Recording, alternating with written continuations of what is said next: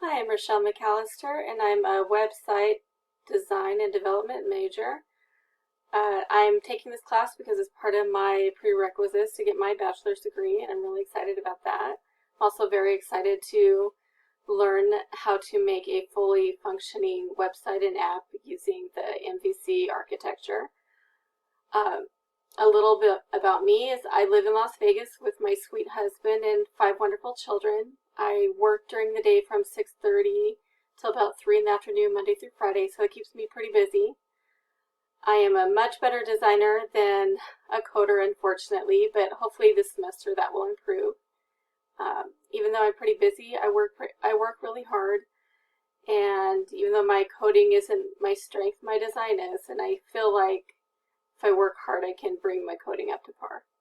Anyway, I'm really excited to meet more of you and to work with you throughout the semester. Thank you for taking a listen. Bye.